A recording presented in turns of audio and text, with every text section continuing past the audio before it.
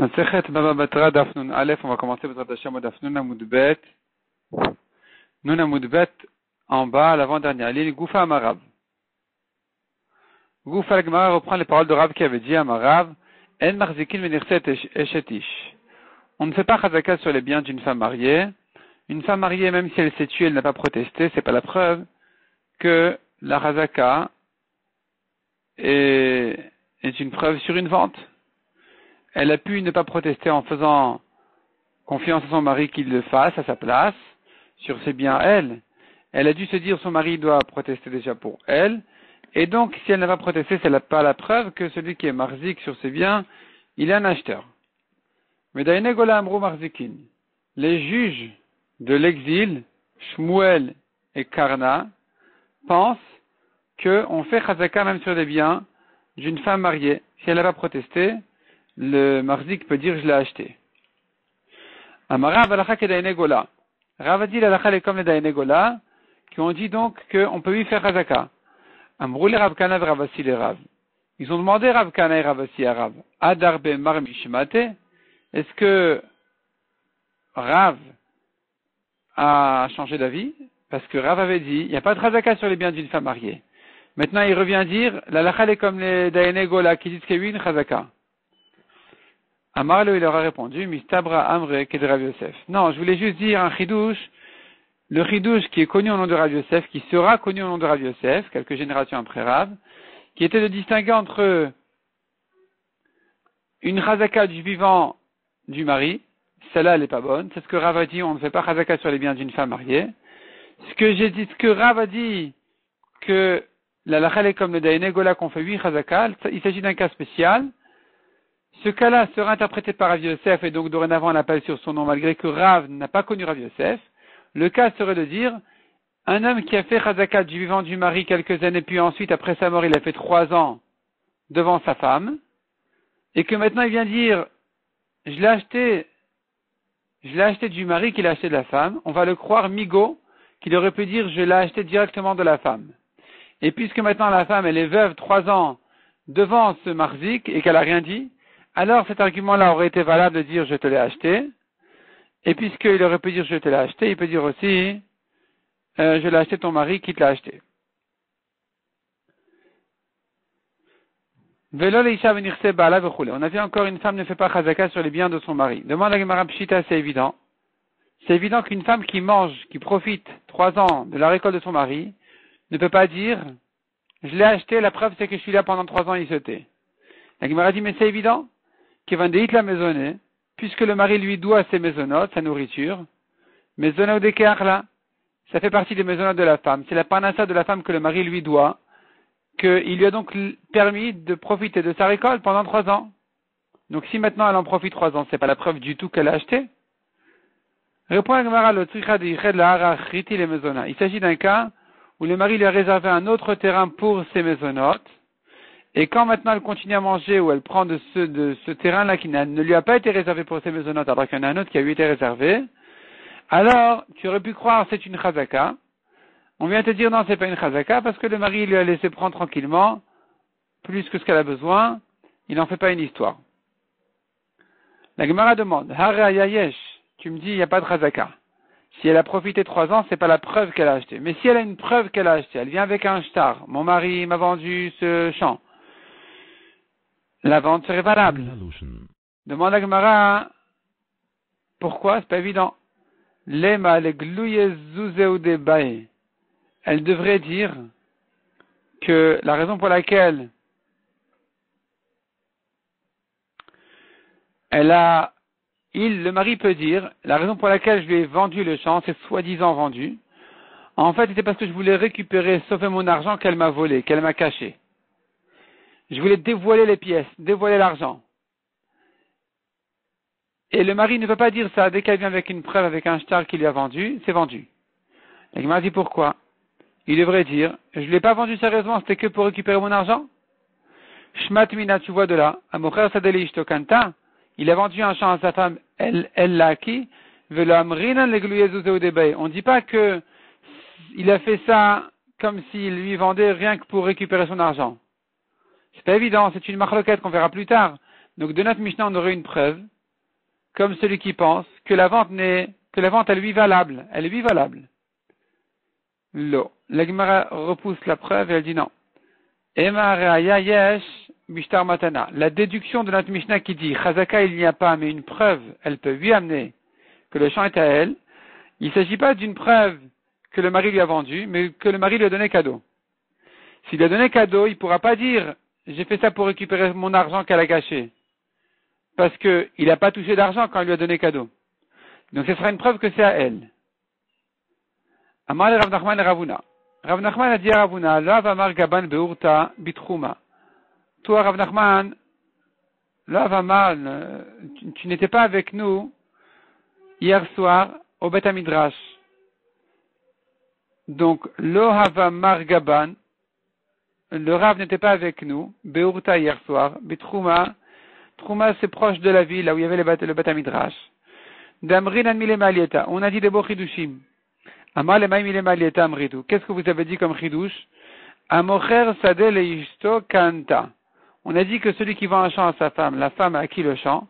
Velamrina legluyezuze udebay. On ne pourra pas dire que, le mari ne pourra pas dire, je ne voulais que retrouver l'argent qu'elle m'a volé et qu'elle m'a caché. Il ne peut pas dire ça, la vente elle est bonne. Amale pshita. Alors il lui a dit, mais c'est évident. Quel est le chidouche ici? Ravuna a dit à Rav Nachman, quel est le chidouche? C'est vrai que l'argent, c'est pas un kinyan, parce qu'il pourra dire, l'argent que j'ai pris n'était pas réellement pour lui vendre le champ, mais plutôt pour récupérer mon argent. Mais enlève l'argent de là, il lui reste à la femme un shtar. Elle peut acquérir par le shtar, même si l'argent c'est pas un kinyan, le shtar pourra lui acquérir le champ. Milotna, n'est-ce pas que nous avons appris? Nechasim sheshlen achayut, des biens immobiliers, donc des biens avec garantie, c'est des biens immobiliers. Niknin bekesef ou bishtar bechazaka, peuvent s'acquérir soit avec de l'argent en payant, soit avec un shtar, un contrat, un acte de vente, un acte de don, ou bechazaka ou bien en l'utilisant comme propriétaire. Et donc, tu vois bien ici qu'il y a un shtar qui pourra lui servir à la femme d'acquérir, même si l'argent, c'est pas une preuve, mais le shtar, c'est une preuve. Amale, il lui a dit, Rav Nachman à Ravuna, il lui a dit non, c'est un chidouche. C'est quand même un chidouche. Parce que le shtar n'est pas suffisant ici. Mais la vitmar ala amar Shmuel, n'est-ce pas qu'on a pris sur cette Mishnah au nom de Shmuel, le shan de la bishtar matana, quel shtar il est bon? C'est qu'un shtar de cadeau. Aval bishtar mecher lo kana, mais si c'est un shtar de vente, alors l'acheteur n'acquiert pas par le shtar.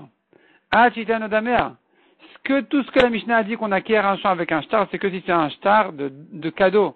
Mais un shtar de vente n'est pas suffisant pour acquérir un champ tant qu'il n'a pas payé. Or ici, l'argent, tu pourrais dire, c'est pas un kinyan, il voulait récupérer son argent, le mari. Et on vient te dire justement le chidouche que non, il ne peut pas donner cet argument-là, il a vendu, la vente est bonne. La Gemara dit, n'est-ce pas que Rav Hamnuna avait objecté ce qu'a dit Shmuel, et Rav Hamnuna avait ramené une preuve que c'est pas comme ça. Bishtar ketad. Comment marche un kinyan de shtar? Katavla la wala cheres. Afalpi shen bosheve pruta. S'il écrit sur un papier, sur un bout d'argile, même qui n'a aucune valeur, ça dit mechura lecha, ça dit knuya lecha. Mon champ t'est vendu, mon champ, ça dit, je te l'ai acquis. Are zomechura untuna. Le champ il est vendu, le champ il est donné. Donc, tu vois que même pour une vente, le shtar est un kinyan.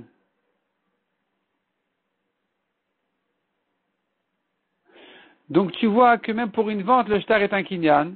Et donc, j'ai raison de dire Ravuna, qu'il n'y a aucun chidouche qu'un mari puisse vendre à sa femme, qu'une femme puisse acheter de son mari avec un shtar, parce que le shtar est un kinyan en soi, même quand il s'agit de vente. La Gemara dit, Vela vous motive là, vous me farez n'est-ce pas que lui-même, Rav Hamnuna qui a objecté, lui-même a répondu à Shmuel, il a répondu pour Shmuel en disant que ce qu'on a vu ici, que le shtar il est bon. Il est bon comme kinyan même dans une vente, il s'agit d'un cas exceptionnel. Mais mocher sadeu mipneraata. C'est quelqu'un qui veut se débarrasser de son champ, il a un mauvais champ, il veut le vendre. C'est là on dit que le shtar en soi c'est un kinyan même sans l'argent. Mais en général, le shtar n'est pas un kinyan sans l'argent. Et puisque le shtar n'est pas un kinyan sans l'argent en général, alors c'était pas évident de dire qu'une femme puisse acheter de son mari avec un shtar. Parce qu'en principe, l'essentiel c'est l'argent. Et le mari pourrait dire, je voulais récupérer mon argent qu'elle m'a caché. Donc il a fallu dire le chidouche que non, il ne peut pas dire ça, la vente elle est bonne. Mais Ravashi dit aussi, mais matana bikash litnalo.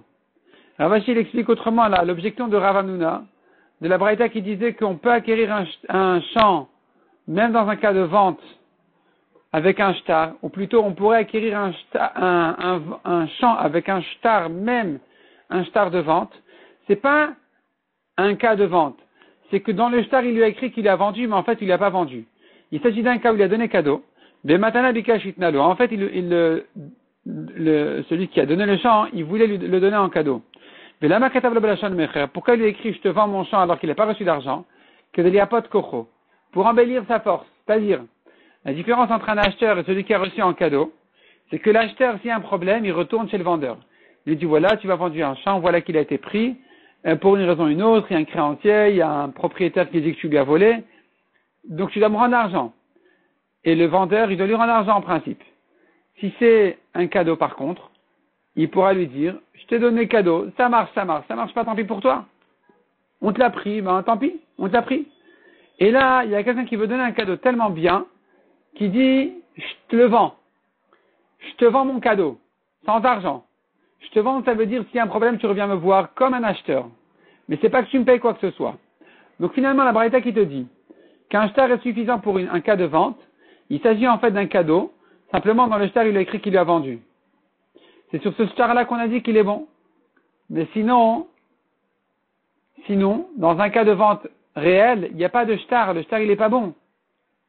Et c'est ça le chidouche qu'un mari puisse vendre à sa femme, alors qu'un shtar en général n'est pas bon, que c'est que l'argent qui fait le kinyan, et que le mari, tu aurais pu croire qu'il peut dire, je voulais retrouver mon argent, eh bien on te dit non, il peut pas dire je voulais trouver mon argent, tu as vendu, c'est vendu.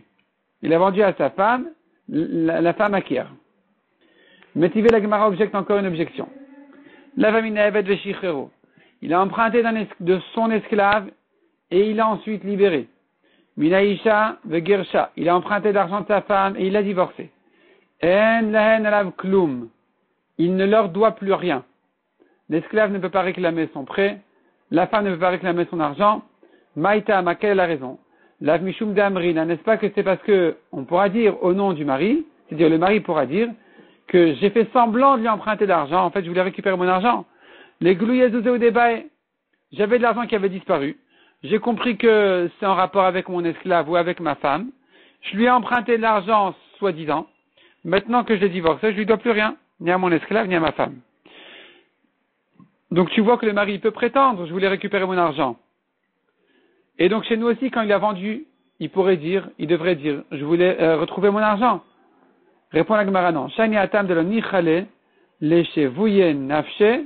Là-bas c'est différent, parce qu'en fait, quand quelqu'un il emprunte de sa femme ou de son esclave, là-bas, on dit c'est impossible qu'il emprunte de sa femme ou de son esclave, parce qu'un emprunteur il est comme l'esclave de son prêteur.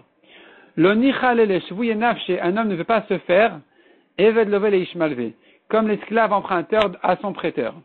Un homme qui emprunte de l'argent, il ne va pas emprunter de sa femme ou de son esclave, puisqu'il y a un passage qui dit que celui qui emprunte de l'argent, il est comme l'esclave de son prêteur.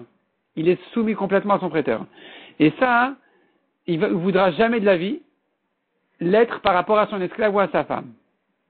Donc si maintenant un homme il a emprunté de sa femme ou de son esclave, tu comprends bien sûr que ce n'est pas un vrai prêt, c'est que pour récupérer son argent. Mais dans un cas de vente, où il n'y a pas Eved Lovel et Ishmalve, il n'est pas l'esclave de son acheteur, même s'il a reçu de l'argent de son acheteur, il n'est pas son esclave. Ici, tu peux dire que la vente elle est bonne, et que l'argent qu'il a pris, c'est de l'argent pour lui vendre le champ.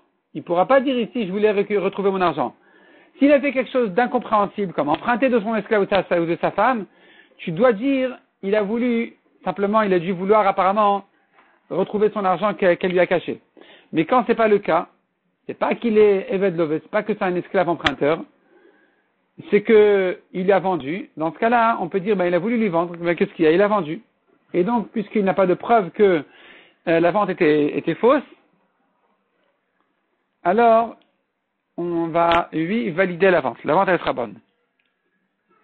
Shalach Ravuna Baravin. Ravuna Baravin a envoyé un message au Beth Midrash qui disait Amocher Sadele Ishto Kanta, celui qui a vendu donc à sa femme, elle acquiert, on tourne la page, ou Baal Ochel Perot. Le mari, il pourra continuer à profiter des fruits de la récolte de son champ tant qu'elle est sa femme, comme n'importe quel champ de sa femme, qu'elle aurait hérité par exemple, que le mari a le droit de profiter du champ, et le capital reste à la femme. Ici aussi, il a vendu à sa femme, mais c'est pas pour autant que les fruits sont à elle.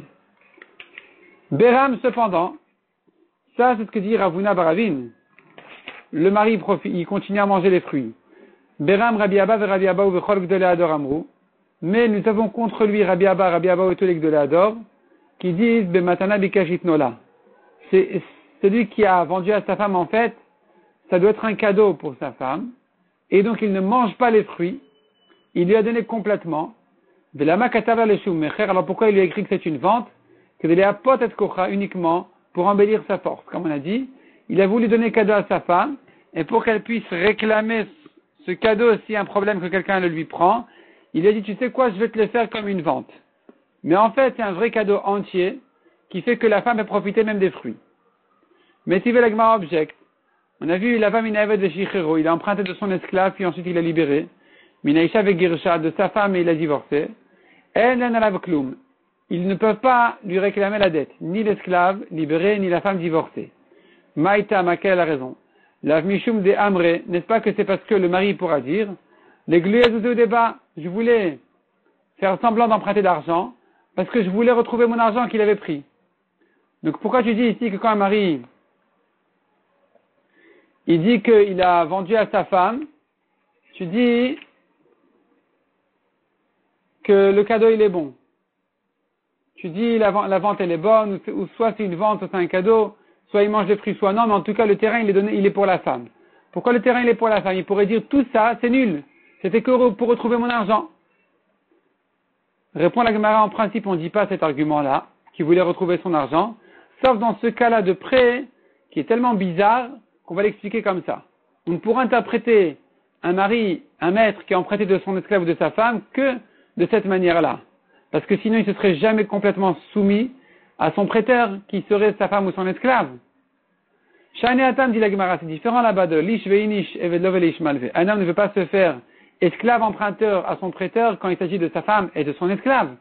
Donc là-bas c'est sûr que s'il leur a emprunté de l'argent, c'est que pour retrouver son argent. Mais sinon, si c'était un cadeau ou une vente à sa femme, la vente elle est bonne. Amara. Amocher Sadeli Ishto. Kanta ve'abal ochel perot, un homme qui a vendu à sa femme un champ, la femme elle acquiert et le mari, il prend les fruits. Bematana, mais s'il a donné un cadeau à sa femme, Kanta ve'abal ochel perot, c'est un cadeau complet qui fait que le mari ne peut plus profiter des fruits. Rabbi Elazar amarechadze vechadze Kanta ve'abal ochel perot. Selon Rabbi Elazar, aussi bien l'un que l'autre, le cadeau que la vente, le mari ne prend pas les fruits. Il a vendu, c'est à elle. Il a donné cadeau, c'est à elle complètement. Donc nous avons ici une marloquette entre Rabbi Elazar et Rav concernant la vente d'un champ à sa femme, si le mari prend les fruits ou pas. Selon Rabbi Elazar, non. Selon Rav, oui. Avad Rav Rizda Ouvda, qui est Rabbi Elazar. Rav Rizda a tranché la lacha comme Rabbi Elazar. Il y a eu une shéla qui s'est posée devant lui. Il a dit comme Rabbi Elazar, le mari ne touche pas, ne touche rien. Il a vendu à sa femme, c'est fini, il prend pas les fruits. Amroule, Rabban Ukva ve Rabban Nechemia, bnei menate de Rav, bnei menate de Rav Rizda, les Rav Rizda. Ces petits-fils de Rav Rizda, Rabban Ukva et Rabban Nechemia, ont objecté leur grand-père Rav Rizda. Pourquoi tu tranches la comme Rabbi Elazar contre Rav? Shavikma Rav Reve, ve'avid kezoutre, est-ce que maintenant tu laisses les grands et tu fais comme les petits? C'est-à-dire, est-ce que maintenant tu laisses Rav qui est plus grand que Rabbi Elazar et tu tranches la comme les petits comme Rabbi Elazar? Amar Leu, Rav Rizda leur a répondu, Ananami Rav Reve Abde. Moi aussi, en fait, ici, j'ai fait comme les grands. Parce qu'il y a des grands qui pensent comme Rabbi Elazar. C'est pas qu'il y a que Rabbi Elazar contre Rav. Rabbi Elazar, il pense comme un grand aussi. Nechiata Ravin ama Rabbi Yochanan. Ravin a dit au nom de Rabbi Yochanan. Rabbi Yochanan était l'ami de Rav. Donc nous avons Rabbi Yochanan qui pense comme Rabbi Elazar contre Rav que la femme acquiert et le mari ne prend pas les fruits. Donc même si Rabbi Elazar, tu me diras, mais il était après Rav, plus petit que lui, il y a quand même Rabbi Yochanan qui pense comme lui, c'est pour ça que moi, Rav Rizda, j'ai tranché comme eux. Amarava, il cheta, amocher sadeli ishto lo kanta. Ve'aba lochel perot. Rava dit la lachele. C'est-à-dire qu'il a vendu un champ à sa femme, la femme n'a pas acquis le champ. Et le mari continue à manger les fruits. Bematana, mais s'il a donné cadeau, kanta venaba lochel perot. La femme a acquis le champ et le mari ne prend plus les fruits. Demande la Gemara Tarté, c'est contradictoire de dire que dans un cadeau, la femme n'acquiert pas, donc elle n'a rien acquis, et le mari mange les fruits. Sous-entendu, mais le champ il appartient à la femme. Donc est-ce que le champ il appartient à la femme et les fruits au mari, ou ni l'un ni l'autre? À la femme, tout est au mari. Répond la Gemara Lokashia. Kanemot tumunin, kanemot tumunin. Ça dépend si l'argent était caché ou pas. Si la femme lui a sorti de l'argent caché, la vente n'est pas valable du tout. Tout est au mari. Si elle a donné de l'argent qui n'est pas caché, alors dans ce cas-là, on a dit le mari continue à manger les fruits, mais en fait le champ il appartient à la femme. Dama Rav Yehuda, comme il a dit Rav Yehuda, Maot tumunin no kanta. Maot shenan tumunin kanta. Si elle a sorti Maot tumunin d'argent caché, lo kanta, elle n'a rien acquis, tout est au mari.